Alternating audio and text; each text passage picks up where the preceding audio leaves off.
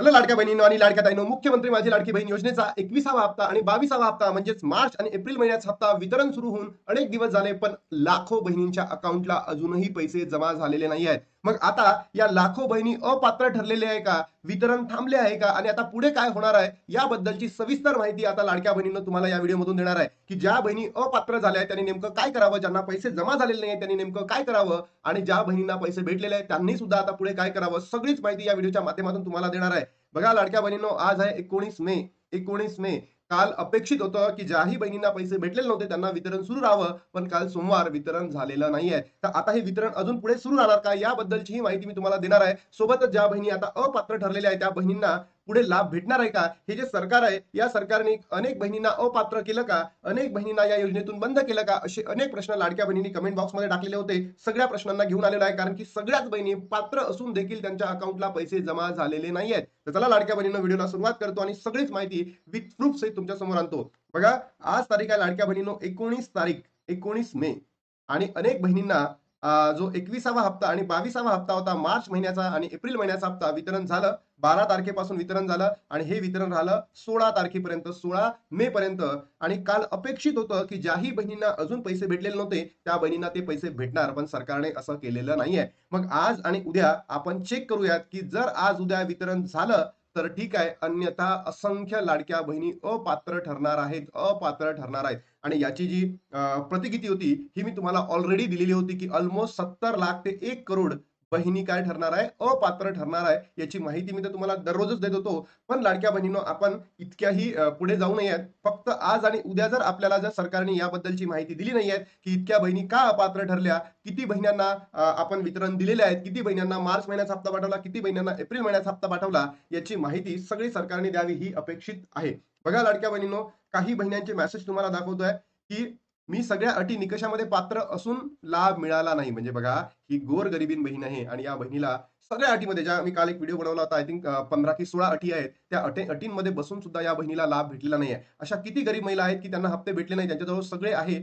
त्यांना हप्ते भेटले, अशी कशी पडताळणी केली? म्हणजे या बहिणीचं तर हे म्हणणं आहे की ज्या बहिणींना लाभ भेटायला नव्हता पाहिजे त्यांना लाभ भेटलेला आहे, आणि ज्या बहिणींना भेटायला पाहिजे होता त्या बहिणींना भेटलेला नाही आहे. म्हणजे ही जी पडताळणी आहे ही योग्य झाली आहे का, याच्यावर सुद्धा आता प्रश्नचिन्ह उपस्थित झालेले आहेत. तर लाडक्या बहिणींनो, तुमचं काय म्हणणं आहे? तुम्ही ई-केवायसी योग्य केली होती तरी तुमचा लाभ सरकारने बंद केला, तुम्ही सगळ्या अटीमध्ये बसलेल्या होत्या तरी तुमचा लाभ बंद केला, बरोबर? तर हे सरकार मधामध्ये असं का करतं? हे ढोंगीपणाचं नाटक का करतं? 2 महिन्याचे पैसे दिले यासाठी लाडक्या बहिणी कृतज्ञ आहे. बट मग ज्या बहिणी पात्र असून त्यांना अपात्र करण्यामागे सरकारचा काय डाव आहे? ज्या बहिणी अपात्र असून त्यांना पैसे तुम्ही वितरित करत आहात, ज्या बहिणी पात्र असून त्यांना अपात्र करतात, त्यांना पैसे भेटत नाही आहेत. तर याबद्दल म्हणजे माझ्या मनात तर शोकांतिका उपस्थित झाली आहे, की बाबा सरकार काय करताय? डीबीटी ऍक्टिव्ह है फिर भी हप्ता नहीं मिला. मी सगळ्या अटीमध्ये पात्र आहे तरी मला पैसे मिळाले नाही. काय करायचं आता? म्हणजे या प्रश्नाचं उत्तर मी पुढे आहे. व्हिडिओच्या शेवटीपर्यंत तुम्ही बघा, तुम्हाला सगळंच भेटणार आहे. पैसे नहीं आए खाते में डिसेंबर से. म्हणजे विचार करा लाडक्या बहिणीनो, पात्र असून देखील सुद्धा त्यांना पैसे आले नाही. अहिल्यानगर पैसे आले नहीं, नहीं आले मुंबई मार्च अप्रैल, नहीं आया दोनों हफ्ते फरवरी में. टीबीटी भी एक्टिव्ह था, केवायसी भी हुई थी और दुरुस्ती भी की थी. म्हणजे विचार करा लाडक्या बहिणींनो, सरकारने जो ढोंगीपणाचा नाटक केलेला आहे, बोगस, नालायक, मतलबी सरकार आहे, की असंख्य लाडक्या बहिणी या ठिकाणी अपात्र झालेल्या आहेत, अपात्र झालेल्या आहेत. सगळंच दाखवणार आहे तुम्हाला मी. मी पुन्हा ई-केवायसी केली होती आणि ज्या हप्ता घेतला आणि आता ही हप्ते नाही मिळाले तर मला ते मिळतील की नाही याबद्दल सांगायचं आहे. अहिल्यानगर निवासी इथे सुद्धा माहिती म्हणजे पैसे भेटलेले नाहीये. बघा लाडक्या बहिणींनो, लाखो बहिणी अपात्र झाल्या.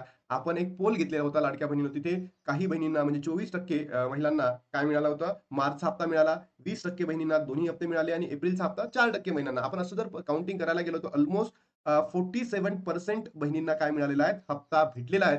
आणि अजूनही 53% बहिणींना म्हणजे 50% अप्रॉक्सिमेट 50% बहिणींना लाभ भेटलेला नाही आहेत. या 50% बहिणी अपात्र झाल्या का? याबद्दल सरकारने काही करावं का? येस. यासाठी सरकारने पुढे काहीतरी करावं ही म्हणजे काय अपेक्षित आहे, की सरकारने याबद्दलची माहिती द्यावं लाडक्या बहिणींना. का बरं तुमचा लाभ बंद करण्यात आला? सोबतच लाडक्या बहिणींना हे सांगायला पाहिजे, की किती बहिणींना लाभ देण्यात आला?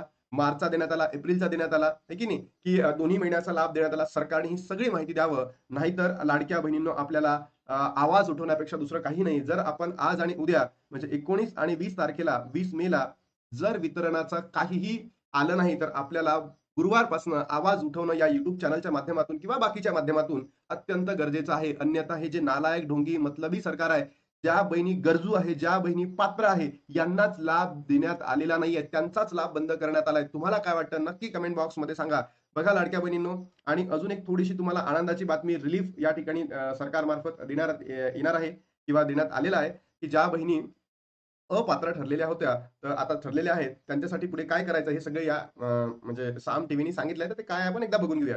पात्र असतानाही मार्च एप्रिलचे 3,000 आले नाही, तर लाडक्या बहिणींना ही शेवटची संधी असणार आहे. फक्त हे काम करा.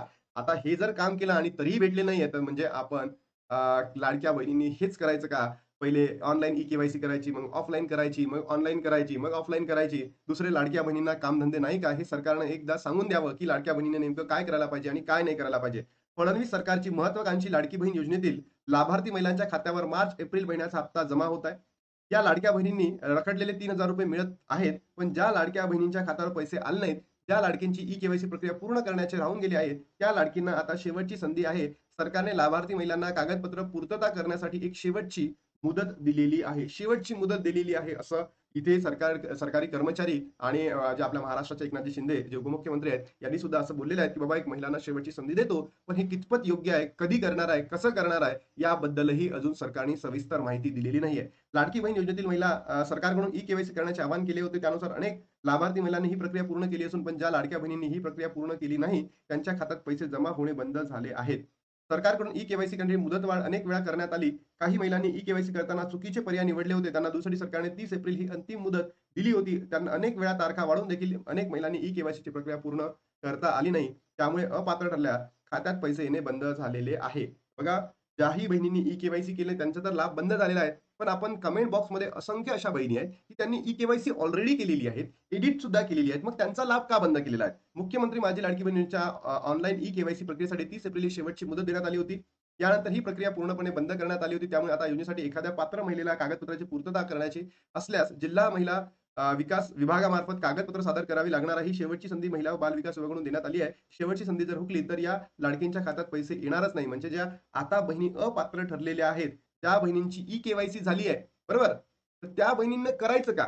जिल्हा विभागाकडे जायचं, की महिला विभागाकडे जायचं, की सरकारकडे जायचं? कुठे जायचं? कोणाला सांगायचं? कारण लाडक्या बहिणींनो, ज्या बहिणींनी ई-के-वाय-सी झाली आहे, त्या त्या कुठे जातील? अशा तर सगळ्याच बहिणी, हां, ज्या बहिणींची नाही झाली ते मग महिला व बालविकास विभागाकडे जाऊ शकतात. पण ज्यांची झालेली आहे त्या बहिणी कुठे जातील? 2024 मध्ये फडणवीस सरकारने लाडकी बहिणींना सुरू केली. त्यावेळी लाडक्या बहिणींची संख्या 2,46,00,000 इतकी होती. त्यानंतर पडताळणी प्रक्रियेत दुबार अर्ज, आधार तपशील विसंगती, चुकीची माहिती, बँक उत्पन्न पात्रतेची निकष न पूर्ण करणाऱ्या लाभार्थीचे नाव समोर आले होते. यावेळी जलद अंमलबजावणी अनियमितता, अपुऱ्या छाननीबाबत चिंता व्यक्त झाल्यानंतर राज्य सरकारने ई-के-वाय-सी अनिवार्य केली. त्यानंतर आता ई-के-वाय-सी प्रक्रियेत देखील लाभार्थी महिलांच्या संख्येत घट झाली आहे. या योजनेत 70,00,000 महिला ई-के-वाय-सी प्रक्रिया पूर्ण न केल्याने, त्याचबरोबर इतर कारणामुळे अपात्र ठरलेल्या के-वाय-सी पात्र लाडक्या बहिणींची संख्या आता 1,77,00,000 वर आलेली आहे. तर मला असं वाटतं, हे जे सरकार आहे ना, एकदम बोगस आहे, नालायक आहे, ढोंगी आहे, मतलबी आहे. सरकारने वितरण दोन्ही महिन्याचं केलं, मार्च आणि एप्रिल. या ठिकाणी मी सरकारचं कृतज्ञ आहे, की त्यांनी तो वितरण पुढे दिलं. लाडक्या बहिणींचे पेंडिंग हप्ते बंद केले नाही. यासाठी मी सरकारचा नेहमी आदरच करेल. पण ज्या बहिणी पात्र असून देखील अपात्र करण्यात आलेल्या आहेत, हे कुठला न्याय आहे? ज्या बहिणींना पैशांची गरज नव्हती, त्या बहिणींना लाभ भेटला. पण ज्या बहिणी गरजू होत्या, गोरगरिबीण बहिणी होत्या, त्यांचा लाभ का बंद केला? याचे उत्तर महाराष्ट्रातील मंत्रिमंडळाने नक्की द्यावं, हीच मागणी आहे. लाखो बहिणी झाल्या अपात्र, वितरण थांबले. आता तुम्हाला सगळं सांगितलंय आणि पुढे काय होणार याची बद्दलही माहिती दिली आहे. तर लाडक्या बहिणींनो, तुम्हाला काही प्रश्न असतील, तुमच्या काही डिमांड्स असतील, तर नक्की कमेंट बॉक्समध्ये सांगा. सोबतच तुम्हाला लाभ भेटला की नाही ते सांगा आणि तुमचं नाव आणि जिल्हा लिहा. यालाच आपल्याला पुढे जाऊन सरकारला द्यायचं आहे. तर नक्की कमेंट कराल. आता इथे थांबतो आणि भेटतो तुम्हाला नवीन व्हिडिओमध्ये. तोपर्यंत जय हिंद, जय महाराष्ट्र. जय